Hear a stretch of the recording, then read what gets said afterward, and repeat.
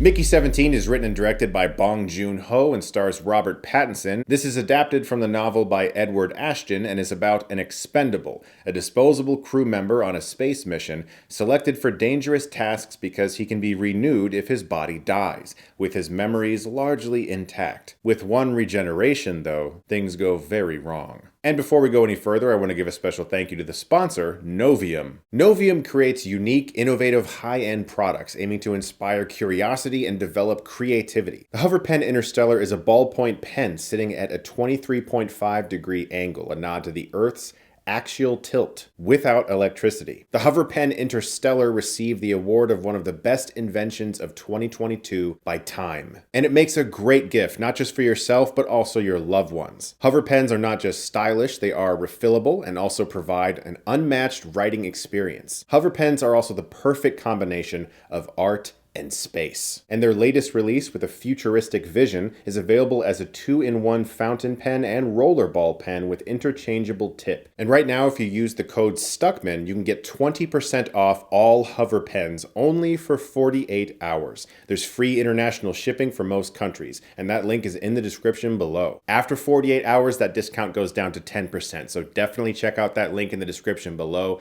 Thank you so much to Novium for sponsoring this video. I was absolutely ecstatic to go to a theater and see a new film from Bong Joon-ho. Obviously, Parasite, Memories of Murder, Mother. This man has had such an incredible career of stone-cold classics. And I was very disheartened when I realized that my friend and I were the only people in the entire theater. I am very scared about what that means. I mean, to be a filmmaker like him, to have won the Best Picture for your last movie, and for a film of this size to be made, a $118 million budget, and then to come in a little below expectations on its weekend haul, I don't know what that means. Why people aren't flocking to the theaters to see a new film from Bong Joon-ho? What does a guy have to do? I don't... We'll talk about the quality of the movie in just a second, but it does seem like, unfortunately, some of this blame can be laid at the feet of the studio. It's just not being marketed enough. People don't know about it enough.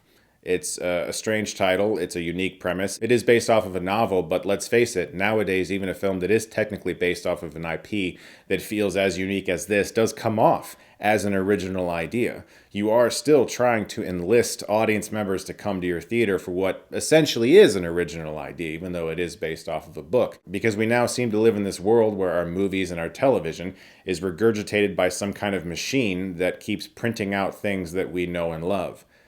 Kind of like how Robert Pattinson can just die and be reprinted in this movie over and over again a million times. My fear is that all the wrong lessons are going to be learned from the box office performance of Mickey 17. And that is that studios are going to stray away from giving quote-unquote auteurs a lot of money to make films that come off as original. Which I really wish wouldn't be the case, but it probably will be. And in the future, we'll get Captain America 17 instead of Mickey 17.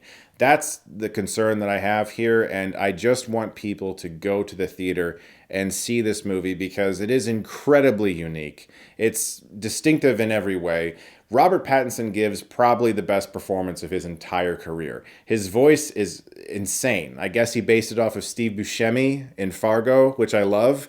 He is so good in this movie, and without getting too deep into spoilers, he is able to play a variation of different characters even though he is playing himself. It's just that as he reprints sometimes, the occasional thing does change and shift. But for most of the movie, we are in the eyes of Mickey 17, meaning the 17th reprint of himself. And we're following his journey as he is viewed as the most expendable person on this ship. An early scene hilariously showcases him having to do a repair on the outside of the ship, and once he's finished, his crew members are like, yeah, so, I mean, we weren't really going to tell you this, but you're kind of really close to the sun's radiation, and you're definitely going to have a horrible death. And he's just like, oh, all right. This movie is very funny. It's the type of approach that will turn off a lot of people in America because it doesn't feel entirely like an American movie, because of course it wouldn't. And I love that. I love that this movie is playing on gigantic screens right now, and you have the opportunity to go see something that is unlike anything else that's playing on those gigantic screens right now, and hasn't been playing on those big-ass screens in a while. This movie needs to be seen in a theater. It looks absolutely beautiful. It was shot by Darius Kanji, also a legend. He shot David Fincher's Seven, one of the best looking movies of all time. I also really appreciated the approach to what a person might do in a certain situation if they came into contact with someone who was able to reprint themselves. Naomi Akkie's character makes a decision at one point during the movie where I was like, yeah, that's completely realistic. And I like that they didn't treat that with kid gloves. It's like, no, I do think there's plenty of people actually who would be like, what if we did this? That might be fun.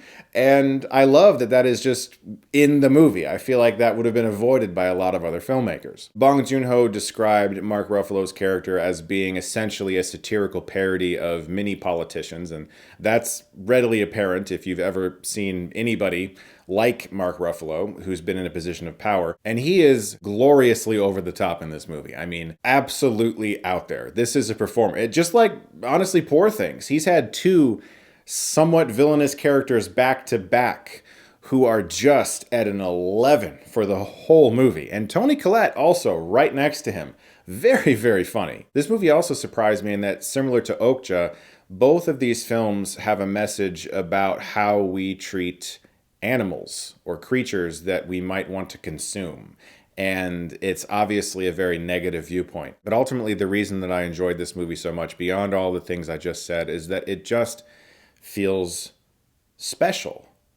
Watching this movie felt like an experience. I felt like I was watching a film that people would debate, that people would be divided on, and I don't get that as much anymore. So many of our films nowadays feel so perfectly manufactured for maximum enjoyment from the most amount of people, test screened to oblivion until it's just a prepackaged product. It's baloney, it's spam, it's not a real piece of art. And Mickey 17 feels like a real piece of art. Regardless of whether or not it works for you or not, this is a film that was made by somebody with a vision that did not compromise, and it's great for me to see that. So let me know if you saw Mickey 17 below and what you thought of it. Thank you so much, guys, as always, for watching. Look forward to more videos very soon. And if you like this, you can click right here and get Stuckmanized.